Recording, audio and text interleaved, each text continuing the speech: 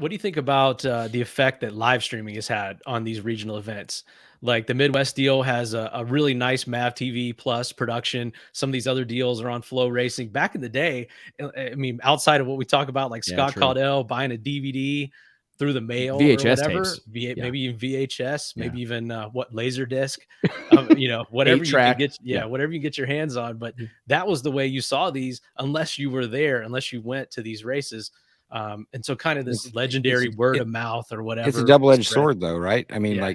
we love it. I mean, we love the hell out No, of I it, mean, right? Because we can sit at home and watch it. But yeah, I almost think it's had a positive impact on these regional pro mod races. It's given more exposure and allowed them to kind of spread their product around the country when it was just a closed off regional deal. Well, don't you think that like the ultimate example of that is probably Donald Long's events down at, definitely. And he said that several times that, Yep. that it's grown, because that is like the classic regional, historically speaking, outlaw drag racing, outlaw small tire drag racing thrived in the Southeast. I mean, all those big events, the ones that drew lots of people. I mean, even the big tire stuff, like the ADRL heydays, a lot of their biggest events took place in the Southeast, and it was really strong. But Orska, everything that George Howard did, Brainerd Optimist Dragway would have 10-5, true 10-5 shootouts. A lot of that action was on the Southeast. Whenever Donald made that, what I believe to be a fairly legendary thing, right? I mean, whenever everybody that I knew was tuning into Motormania TV to watch, even in the pro pits.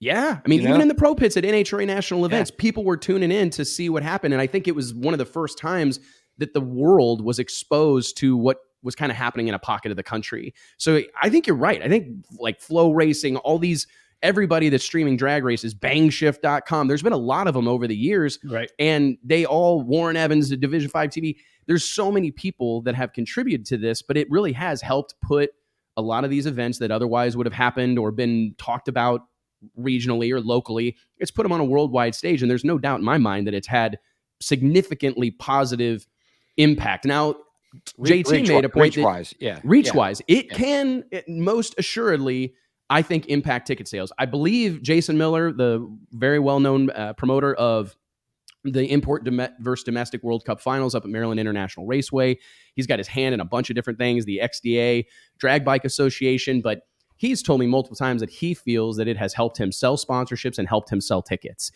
without question, because it piques curiosity, and it kind of, to me, smacks of similar to how we give away the magazine online, right? I mean, you can go to dragillustrated.com right now. Great time to plug what we do.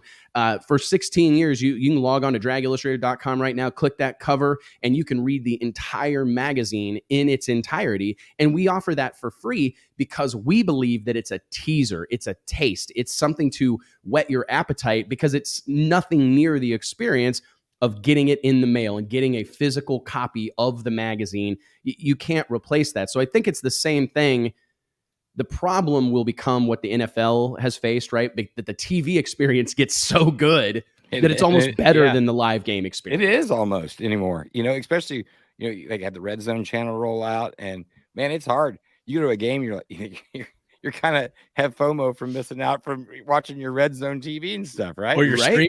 You watch every touchdown. In the stadium, you have free access to watch Red Zone on your phone, like if you're hooked to the stadium Wi-Fi. I didn't know that. So there's like people like in the game, with $1,000 seats, looking at their phone, watching Red Zone or whatever. So it's a chicken and egg type deal. We love to have those here, don't we?